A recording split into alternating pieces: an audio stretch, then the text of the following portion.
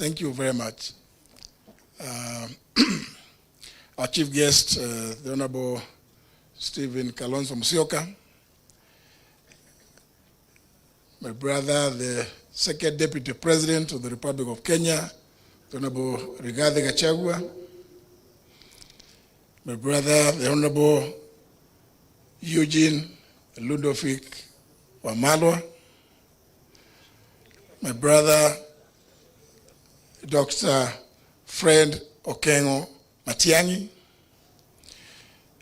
members of parliament here present from both houses, former members, colleagues from political parties, friends from academia, friends of friends, ladies and gentlemen, good evening.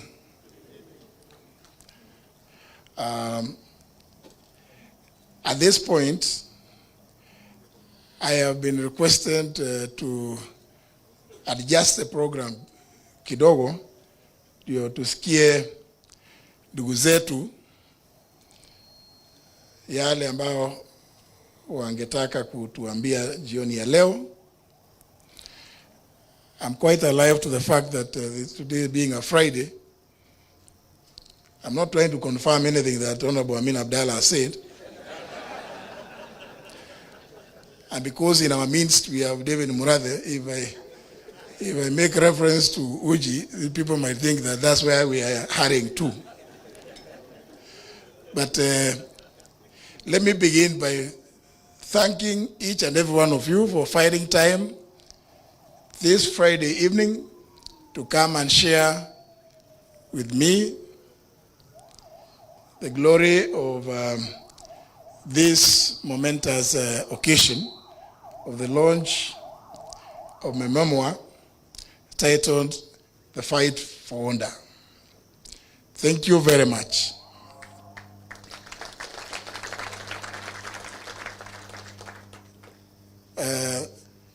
There's something that they say, I'm sure the Honorable Senator Kembi Gitura might, or Jamle Kamau, or indeed even Murathe. These are people from Muranga, and there's a reason I'm mentioning them, because there's something about Muranga. They say you're not able to shave yourself somewhere here. There's something they say. That maybe when one of them gets a chance to speak, they will tell us what that is. But I can see the Honorable Jane Kihara wants to interpret it immediately. So, ladies and gentlemen, allow me to invite my friends to come and say a few words, and then as we move on, then we can do the launch and make merry and continue socializing and getting to know one another better. So, ladies and gentlemen, allow me to invite my good friend, Dr. Fred Okengo Matiang'i, to the floor.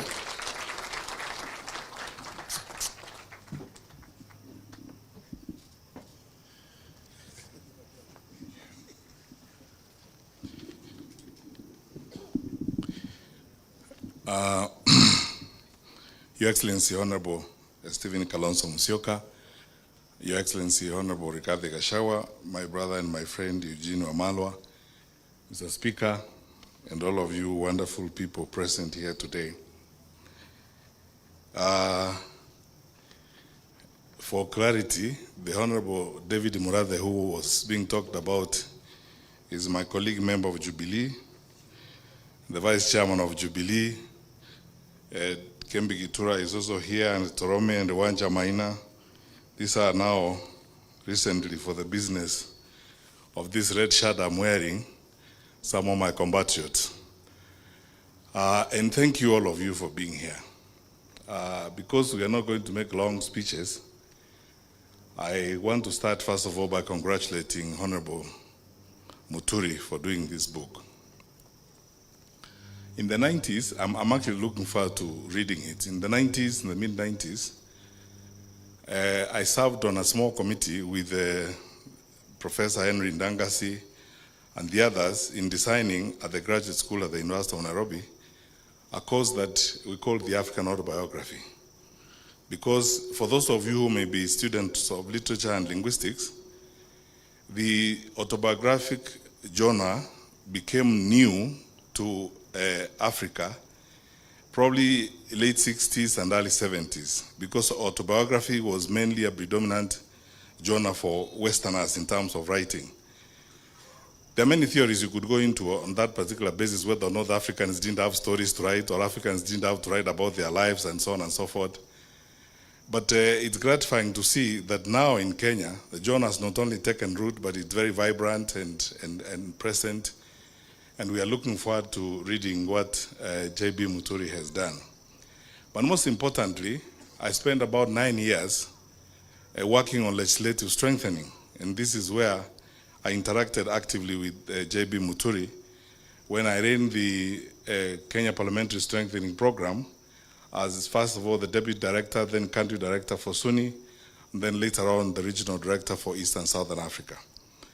We served together a little bit. I was reminding JB now on the ALP project, the African Legislatures project, when we did an analysis and put together data on Africa's 48 legislatures. What makes parliaments work, what makes parliaments tick, the characters and the types of parliaments and so on. JB has always been a very resourceful person. In fact, I could be forgiven to say that on the African continent, when you look at experiential exposure and education on legislative work and institutional development in legislation, JB could be one of the about 5 or 10 who have built that body of knowledge and experience in legislative practice that you could actually consult, very much like the big speakers we consult from the Commonwealth Parliament, like the Lok Sabha in India and Australia and so on. I remember many things. I was asking Eugene what I should reveal and what I shouldn't reveal. Then Eugene kept reminding me some of those are too sensitive to reveal. But I remember how we had a lot of discussions with JB the first time we started implementing the new constitution on how the president should behave when he goes to parliament. Because the big debate exists whether or not when the president enters parliament, he should actually sit down in parliament, because the president is not a member of parliament. And if you look at the body of knowledge that exists, especially from the US Congress and the others, because the president is not a member of the assembly, he walks in, puts the report on the table, reads the speech and walks out without sitting down because he's not a member of parliament. Then we had a long evening with J.B. Muturi. And I was very fascinated by the authoritative basis on which he made his decisions. He pulled out all manner of authorities and so on. And as many of you who have been through this experience would attest, it was an intellectually fulfilling experience to see our own speaker getting into that space in a very authoritative manner and very exciting way. So here is my request to you, or my ask, JB. I'm going to, I've not read your book, so I'm going to read it now. And I hope you have delved into those issues like the ones I've said. When we have a presidential system of government in Kenya, the symbolism of whether or not the president should actually sit in parliament, whether it's a State of the Union or State of the Nation address. There are small nuances that a lot of people spend time writing on. If you look at the body of knowledge on legislative work across the world, there are small nuances that people dwell on, which are critical in terms of the formation of government and the character of government and how it moves forward. I ask you, therefore, to, beyond the autobiographical work that you have done, I would like to request you, Mr. Speaker, to now also help contribute to the intellectual body of knowledge on parliaments and what parliaments are supposed to do. Because you see, for those of you, my colleagues like Naituli, Kawanja, who are in the room and so on, recently, there's been a big argument in the academy on the actuality of representation for parliaments. Who do parliaments actually represent? Because this started from the theory of no taxation without representation. So you have these institutions, big bodies, that global resources, they do a fantastic job, but who do they actually represent? When they enact, for example, a cybercrime law, like the one that was enacted, which you can see clearly, it's diametrically at variance with the existing mood in the country and the democratic context in which we are operating. Where does representation begin and where does it end? And then finally, the history of our parliament has not been very well studied and documented. I argue all the time, and all of you wonderful people here will relate to this, that this parliament that is in office now and the honorable members of parliament who are here, please allow me to be very sincere. This is the first time parliament has not acted and actually invoked its absolute institutional mandate, which is bipartisan representation to deal with issues of the day. Because we have seen in previous parliaments, many of you who are here, Mheshimiwa Murathe, Mheshimiwa Kembe Gitura, and the others who were in parliament in the past, when there was a crisis in the country, and in fact, this is the contribution of parliament to the management of the country. Parliament usually closes ranks, they forget about parties, they come together and now do a parliamentary inquiry on an issue. When the Gen Z demonstrations happened in 2024, and what happened in parliament happened, quite frankly, from a government point of view, and as somebody who has been a cabinet minister, I thought that the executive branch of government was going to take advantage of an absolute opportunity available to them, ask Parliament to have a bipartisan inquiry on what had happened, so that then they can follow and provide even an opportunity through which expression and discussion would happen on the challenges of Gen Z and what was happening in the country. Now, we haven't seen that rigorous use of the institution of Parliament for the good of the country, where, for example, investigations like those would happen. And both parties in government and parties in the opposition would sit and deal with those kinds of issues. When children burn to ashes in a school here, 21 of them, you expect a complete and thorough bipartisan investigation by Parliament. No, none of us here, I don't know whether there's anybody even in this room, who knows how many graves are in Shakahola and how many people died there. No thorough bipartisan parliamentary investigation. This is why there is now a big debate on the actuality of representation for legislative institutions.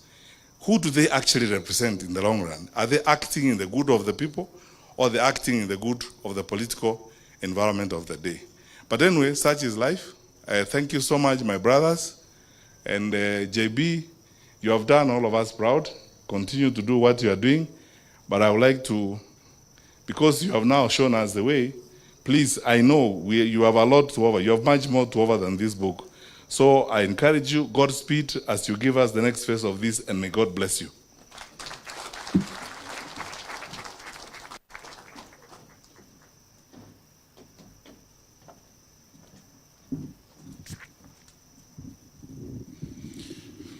Thank you very much, Dr. Matiang'i. And let me take this opportunity to recognize one of my very good friends, many good friends who arrived when Dr. Matiang'i was on his feet. And this is none other than somebody I worked with in Parliament for many years, Mr. Michael Rotich Sialai, the immediate former clerk before Njoroge took over. Njoroge took over from him. And actually, after he left Parliament, he added another title. He's ambassador, Balozi. Karibu sana Balozi Sialai. Thank you very much, Fred. It's very enlightening to listen to people who have had that exposure of working with parliaments.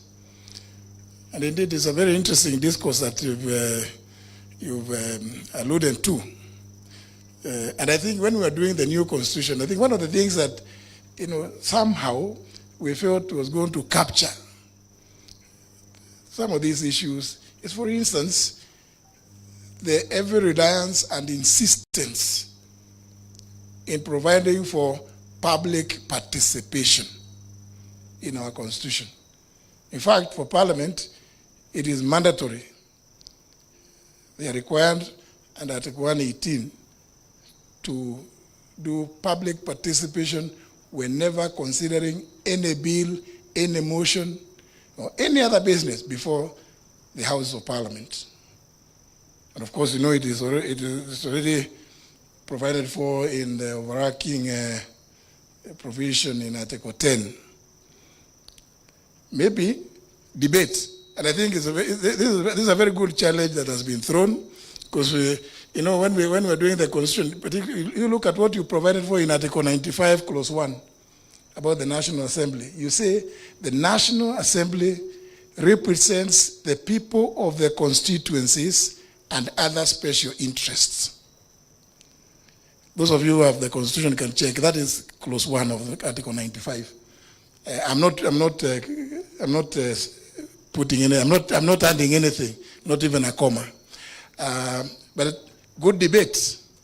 That's why I think on an occasion like this one, it's good to have people to come and also enlighten us on some of these things that we will need to consider. I'm aware, I'm sorry that most of the members of parliament are absent, and gotten an apology from both the speaker and the clerk that they are having what is called the Speakers Roundtable meeting with KEPSA, Kenya Private Sector Alliance, in Mombasa. But some are saying if they could sneak out, they could fly back to Nairobi. You know, those kind of meetings, members of parliament cannot discuss in Nairobi because they can't get anything. Anyway, yeah, they don't like. I can say my good friend Honorable Mule is disputing, but it is the truth. Members of parliament will not get the staff properly if you hold meetings like those ones in Nairobi. They prefer either in Mombasa, mainly Mombasa, or Naivasha. The environment there is usually conducive for members of parliament. So that's why many of them are not here. And an apology had been given on their behalf by the clerk and the speaker.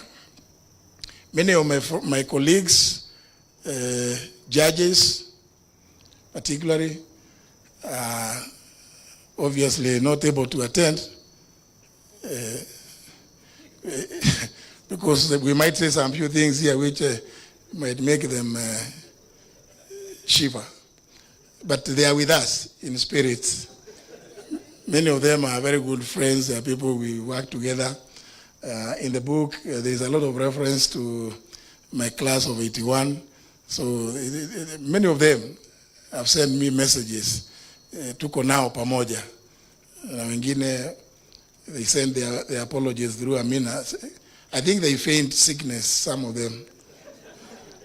But we will deal with that at another appropriate time. With that, ladies and gentlemen, allow me to invite my good brother, the very eloquent former Minister for Defense, the Honorable Eugene Ludovic Wamalwa.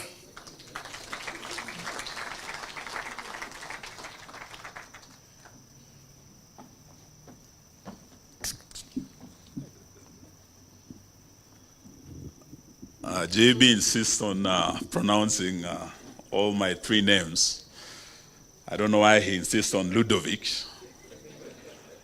But this is your night, JB. It's not our night. I think ours here is to just congratulate him.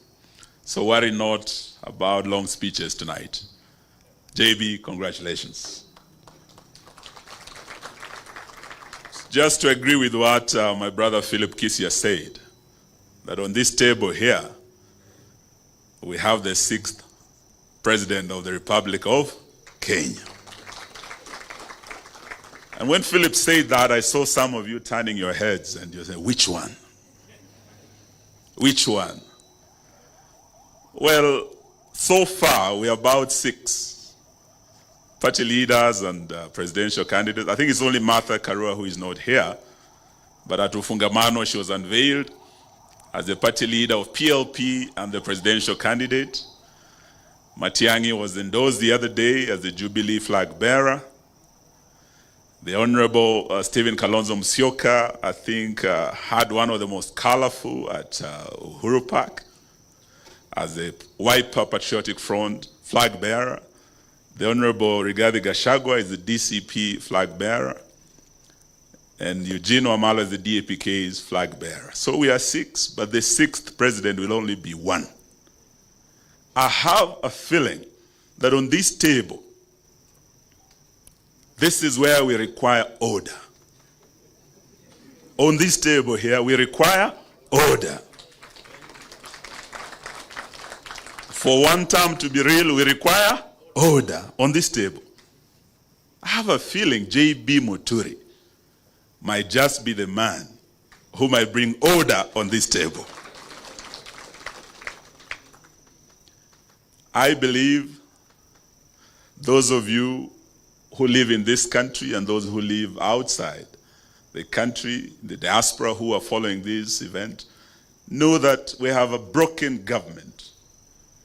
From the health sector to education, everything is broken. And we need order to be restored in all the sectors across. And for that to happen, we need a leadership that can create order, an honest leadership, a leadership of integrity. People who can look each other in the eye, look Kenyans in the eye, and tell them this country is headed in the wrong direction. And we must have an about turn to save our country. I met J.B. Muturi kitambo sana, but those of you who know him, I think he's one of the most honest politicians I've ever met. And he's one leader who is very principled. To bring that order, we require that leadership of integrity and principled leadership. As Mahatma Gandhi once said, the greatest of the 7 sins that he talked about is that sin of practicing politics without principle.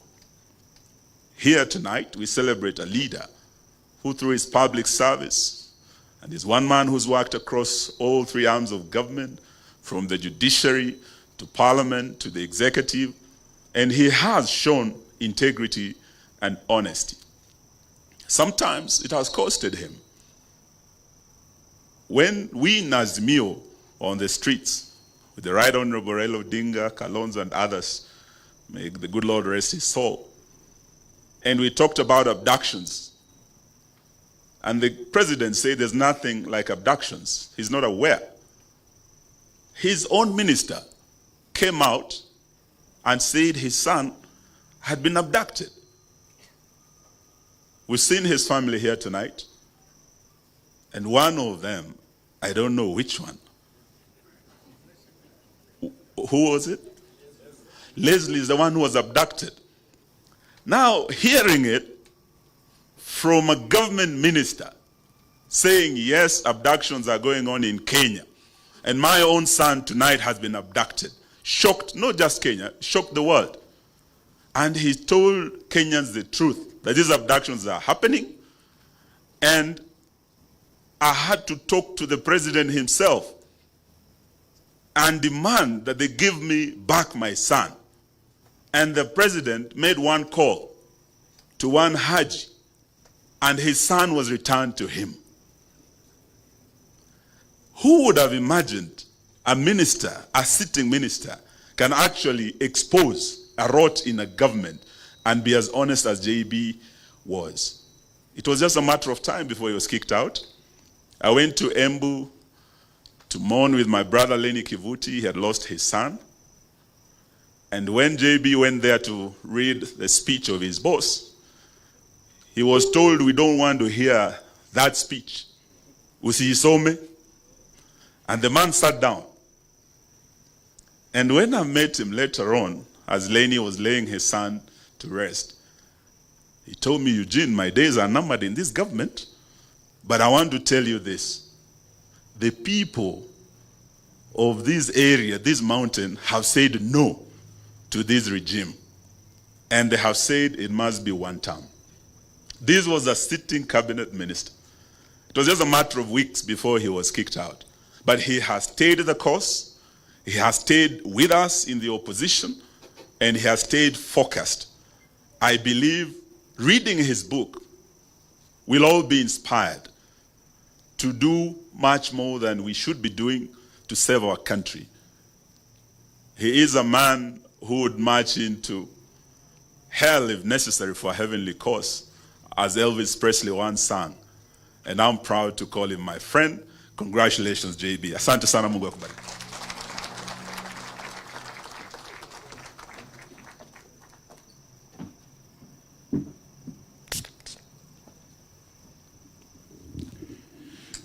Allow me once again, thank you very much, Honorable Eugene Omalwa.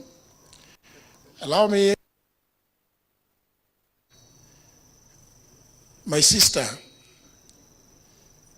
the former Cabinet Secretary for Water, Public Service, Agriculture as well, the Honorable Cicely Kanini Karaoke. Thank you very much, my sister.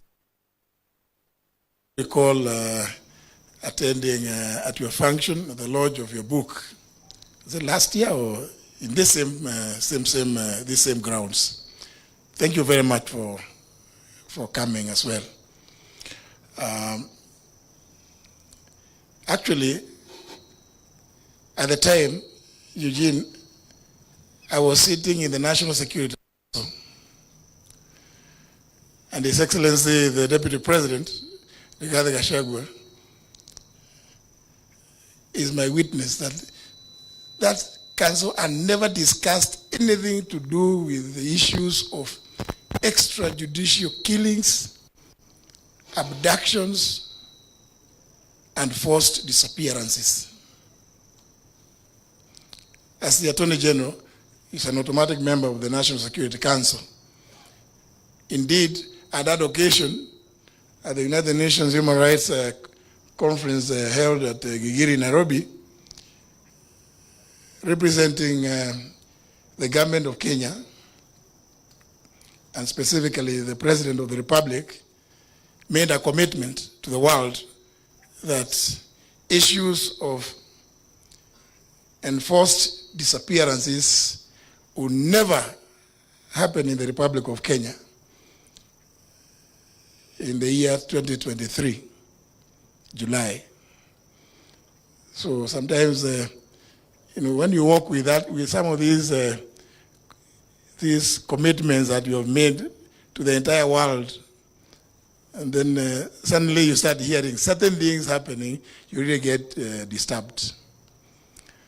Thank you very much for reminding us about that incident. Ladies and gentlemen, I'm sure many of you may be waiting to listen, to hear the truthful man. Sindio? Tunataka kusikia the truthful man. Because I want to confirm here. Because some people have said it, some kwa mitandao, some people who have been employed by Kasongo. Oh, this guy, what he says, what? I want to confirm. Actually, he would be the only person as cabinet secretaries and members of cabinet would run to.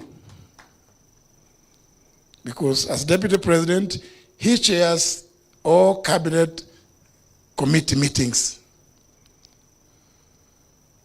I just want to confirm to the whole world, for instance, his vehement opposition to the 2024 finance bill. I'm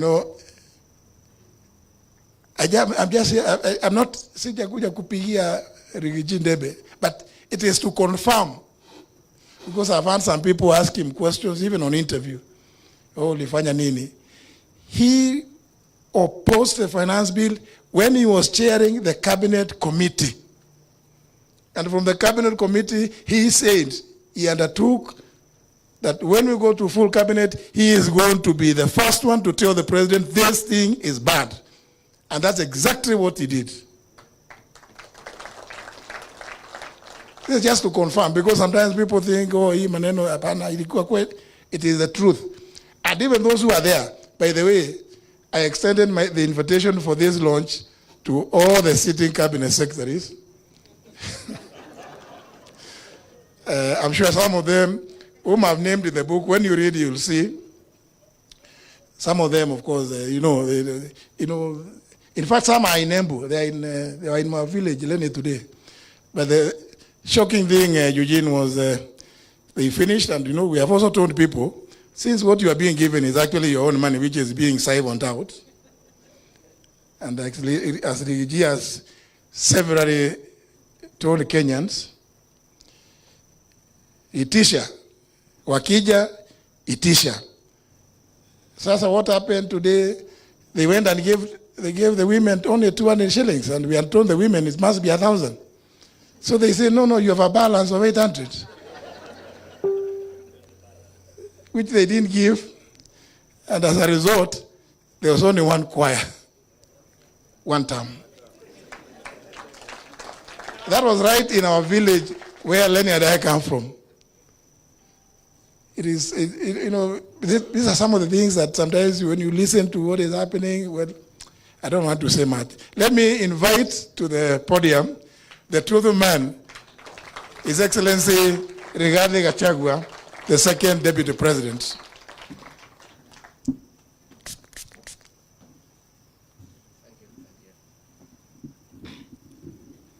Asante sana.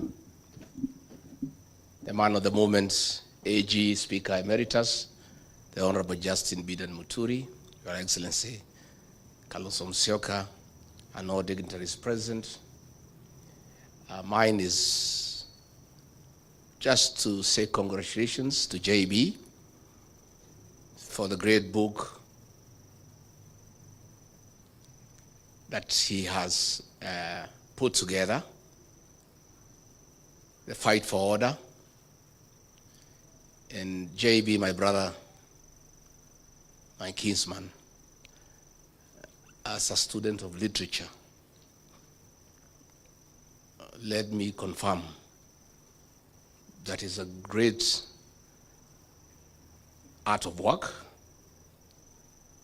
And in literature, you evaluate. At the University of Nairobi in the 80s, there were two schools of thought on what defines a great work of art. One group led by the late Professor Chris Wanjara believed that a good work of art is content, what you say. Another group led by Professor Henry Dangasi believed that a good work of art is the form, how you say it. Reading this great book, I want to confirm that it is splendid in both content and form. You have told a good story, and you have told it well. JB Muturi, my brother, is a great friend of mine. We have come from far. We were trying to make Uhuru Kenyatta president in the year 2002, together with Murathe. Those days, I used to take Uji Murathe. I quit the club. I'm still told you are taking Uji in the layer. And we did not succeed. We proceeded until we made Uhuru Kenyatta president in 2013, and he became speaker. I joined him as a member of parliament in the 12th parliament, and we've been very close. Then we looked for government together. We were in the same cabinet. What JB has written here, especially the latter part, is true. And in the cabinet we served under Githinji, JB and I were the only true, honest people. When I left, he was left as the only one who is honest. When he left, there's nobody in that cabinet who is truthful. The rest are flower girls, and yes, sir. And this is a good story, and these stories must be told. I will be telling mine, but not now. I'm too busy. I have some work to do. But I'll be doing a good work on the route of betrayal as we go on. It's good to tell this story because JB tried to bring order to government like he had brought in parliament. And JB was a good speaker. Despite the fact that he came from TNA, he never became a youth winger for Uhuru Kenyatta. JB and Kenneth Marede were two great speakers. It's unfortunate the speaker we have today is a youth winger. You find him in empowerment forums giving people maharagwe. And for that, JB, we salute you. You created order in parliament. You tried to create order in government and you got in trouble, like myself. That's why we are out with you in the trenches. Because you tried to create order. Let me confirm to the people of Kenya that JB Muturi as Attorney General saved this country billions of shillings by refusing to sign shady deals that were laced with conflict of interest and state capture. I remember when one day he was in Dubai and William Ruto called me very annoyed and very angry and full of abuse, abusing JB Muturi in all manner of abuses. Wewe Regiji, tafuta hiyo mtu yako ya bere, hiyo mjinga. Bure kabisa hiyo mtu. Hii sanamu mlitoa wapi mliletea mimi as Attorney General? Tell him, nitafuta yeye kazi. I'm telling him to do things he cannot do. Tafuta yeye, si mtu ya kabila yako. Huyu Ruto anasema hataki ukabila. Tafuta yeye and tell him to sign those things. Hey, I called JB. Hey, AG, where? Boss is burning. He is all over. Kwani umefanya nini? What have you done, my brother? You are in trouble. He said I was coming. I'm at the airport, and the boss has called me. I met some business people there and signed a contract on the runway. And I've said I can't. I need to look at the document, give it to people at the chambers, interrogate, and advise government whether it's in order or not. I cannot sign. So I called the president. I said, no. Boss, what you're asking JB to do is wrong. He's on transit, and he's being given documents by people he doesn't even know to put his signature as Attorney General that it is right. And he stood his ground.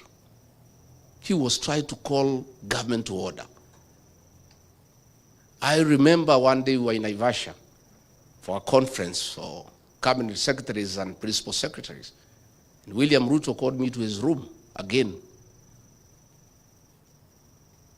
and abused me and my community because of JB Muturi. Hii mtu yako ya bere, bure. Ebu muite hapo mwambie hiyo vitu nimwambie afanye. And he should not tell me anything. I'm the president. I am not a lawyer, but I'm the president. What I want must be done in this country. Can you look for him and you get back here uniambie? So nikatafuta JB, nikaita yeye kwa room yangu. JB, again wewe, you have robbed my boss the wrong way. What's the problem? JB said he is asking me to sign a deal to buy land with the funds from the Settlement Trust Fund, SFT, for putting up an industrial park. This fund, by law, you can only buy land to settle squatters, to settle Kenyans who are landless. You cannot use it to buy land for any other purpose. I cannot do it as Attorney General. Please tell him I will not do it. So I went back to him, I said, it cannot be done. And he has explained to me, and I agree 100%. So when JB Muturi says we need to call the country to order, he has lived those words. And he was my soulmate in cabinet. Because he was only the truthful person who is fearless. One day, when they are in cabinet committees, the president had tasked his tribesmen there in cabinet to keep him informed on the deliberations in cabinet committee by text. So if the direction a debate is taking is not going his way, especially in issues he is conflicted, he would send you a text and tell you how to take the conversation. So JB looked for me and we agreed what to do. Himself and myself, we will leave our phones away so Ruto cannot reach us. By the time he has been told what he wanted is not going the right way, to the petition. And he has told you, I would say, I rose finance bill, everybody. Oh, Muturi, I said, boss, this thing cannot be accepted by the people of Kenya, and we'll have an egg on our face. Kenyans will not take this finance bill. He took me to task. I said, no. I told the Secretary to Cabinet, Massive Ajao, put it on record for posterity. I have said, no, it will not work.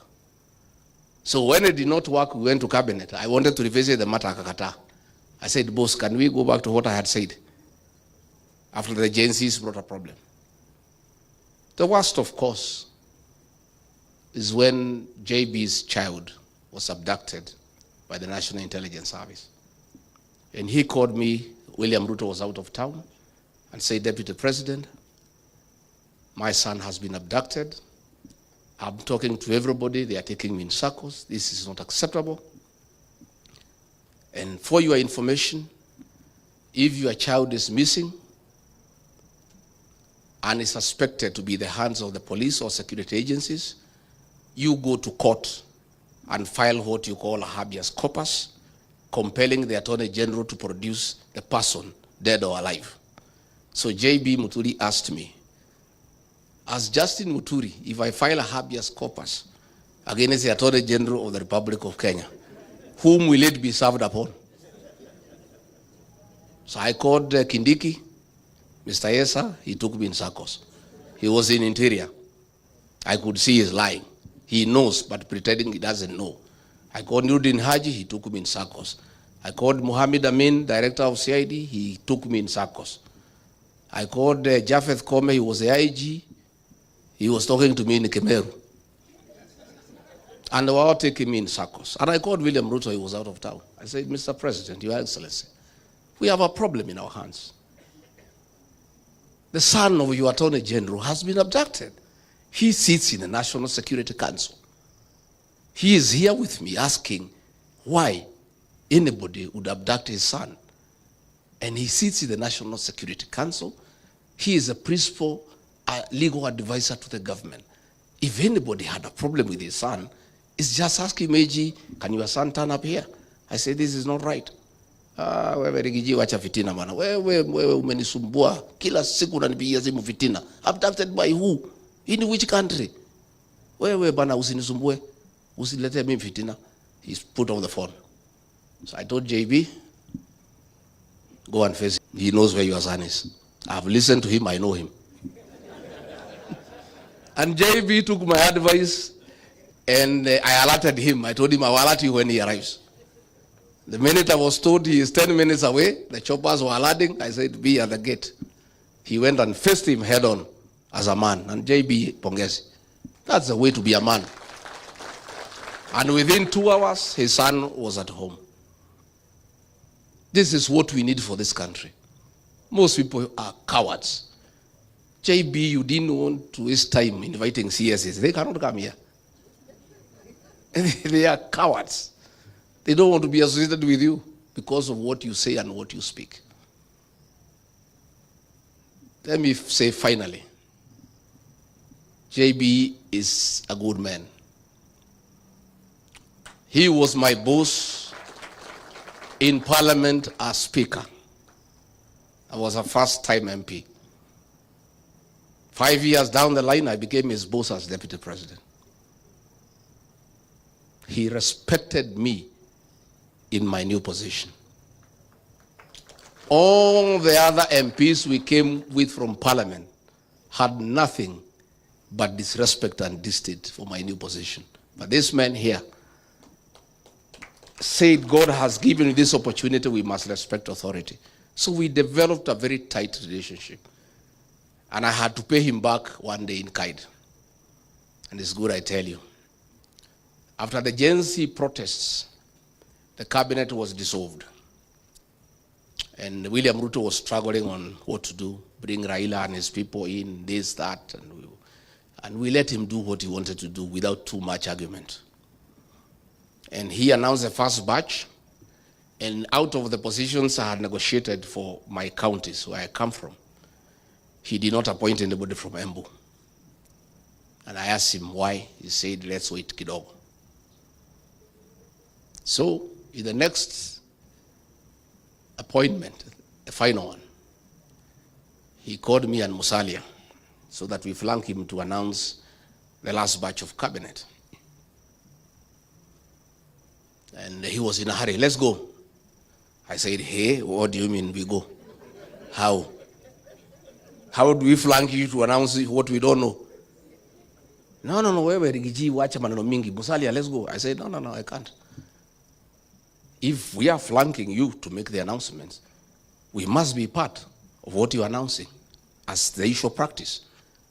I cannot flank you to announce cabinet when I don't know who you're announcing. I cannot hear it for the first time with the rest of Kenyans and the press. So he was very angry. Then he rushed to his office. Oh, Musalia, my God. He was shaking like a leaf.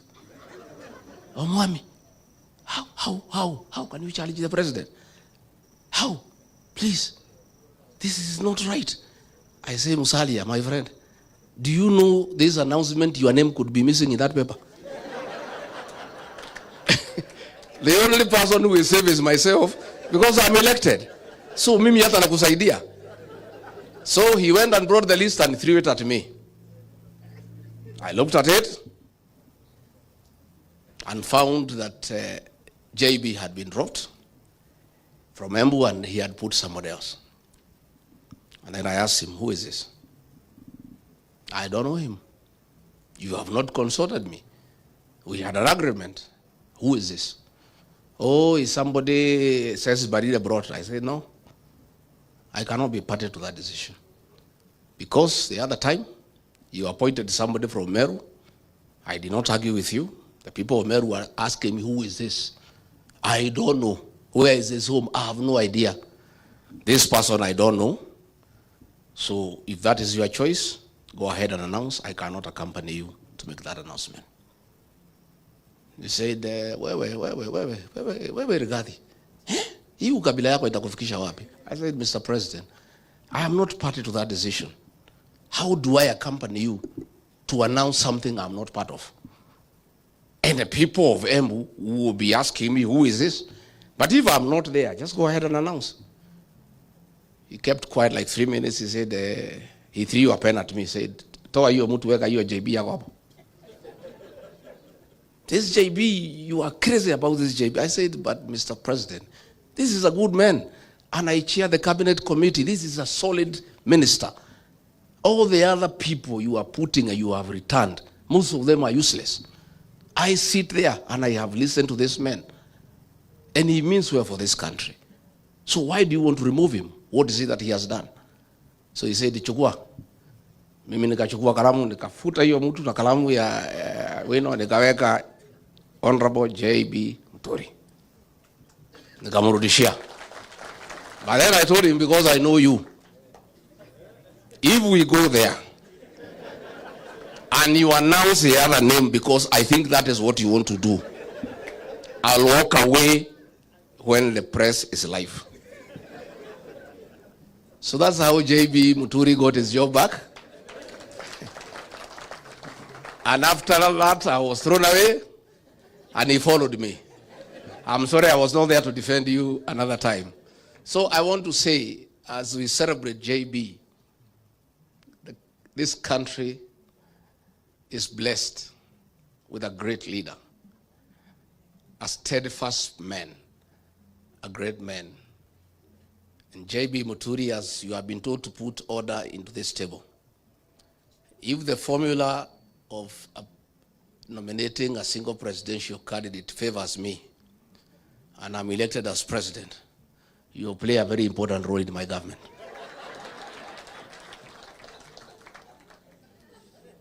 and for having been kind to me when you asked me to step down my candidate with Senator Lene Kivuti, our senior elder. You know, in our community, we have seniority of elders. If Lene Kivuti summons me, I'm a junior elder in my community, and gives direction, I just have to honor. So when Lene Kivuti and JB Muturi summoned me and said, as better people, we have decided that you step down your candidate in favor of Newton Karis, I agreed with the two senior elders from our community, because that is the way things should be run. So JB Muturi, please take us to Bere with Senator Kivuti and call the people of Bere North to order. Because Kasongo has put 300 million shillings so far in that by-election. Senator Lene Kivuti, you must lead us there to rubbish that money in 6 hours. And in Bere North is where William Ruto must be taught how to put communities to order. And JB Muturi, mi nakutakia mema. I'm sorry I've taken a little bit longer, but I wanted to tell you about this man. And where we are as a country, we need such people. JB Muturi and myself could not last in that government. The leader of that government is a pathological liar. I have actually serious doubt whether his real name is William Ruto. We are just too honest and too truthful. And for those we have joined hearts together, Stephen Kalonzo Musyoka, Fred Matiang'i, Eugene Wamalwa, Martha Karua, please get used to me, and JB will be very truthful to you. And always take it well, because we mean well for this country. And for you to help this country, you must be truthful, not only to yourself, but to the people of Kenya. Asanteni sana na shukuru sana.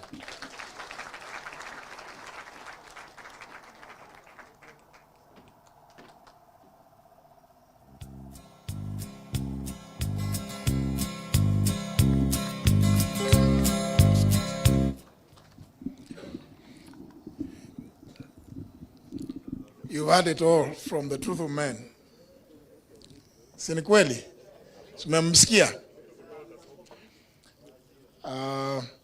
Before we go on, let me also recognize the presence of my very good friend, the member of the East African Legislative Assembly, the Honorable James Madenge, aka Kanini Kaseo.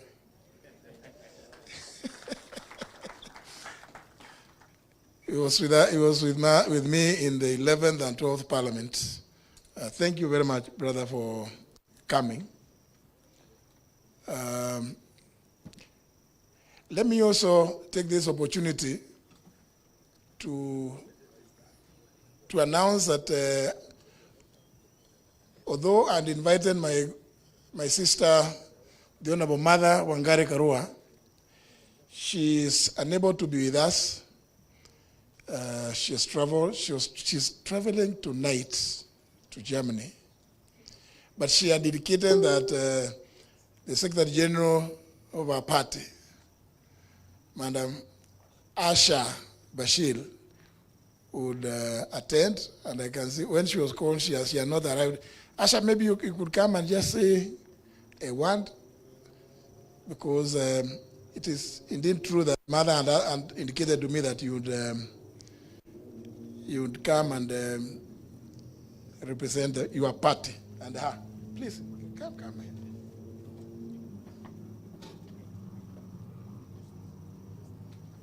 Thank you.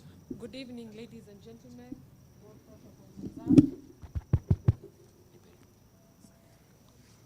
All protocols observed. My name is Asha Bashir. I'm humbled to be here on behalf of the Honorable Martha Karua, who left last night for Berlin. She gives her salutations to JB. She tells me, I tell you, that she has worked with you from judiciary all the way to parliament, and to tell you that this great book should be an inspiration to millions of Kenyans, and especially the young people of this country, to learn that with resilience and patience, you learn. JB started from the corridors of justice as a magistrate, but he never decided to do things in a hurry. He decided to take each step and walk through the journey with sheer hard work, and above all, with honesty and integrity. So the Honorable Martha Karua says today, let us learn and emulate JB and serve in whatever capacity, not out of greed, but out of conviction that the country and the world deserves a better place. Mine is to thank my chairman at the commission and to wish him all the best. I can't wait also to read this book. As a young person, we will learn from you. So thank you so much and have a lovely evening. Thank you very much, Asha. MC, you want to changamsha kidogo? Asante sana. Mheshimiwa, thank you so much. And to our excellencies who've spoken and wengine wengi. Just a little bit of interlude from Bana Mazembe kidogo tu, changamke kidogo tu, and then we'll go to the final session of our speeches today. Asante sana. Thank you, Mheshimiwa. Asante.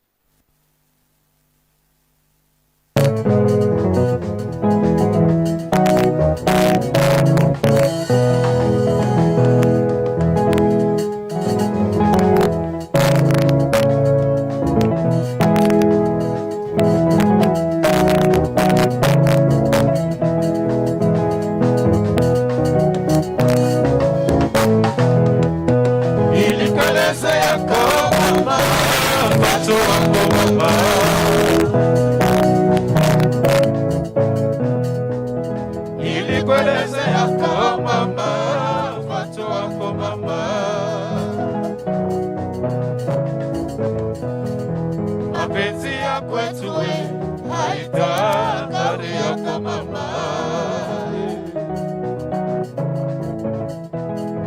Mapenzi ya kwetu haitangari yako mama.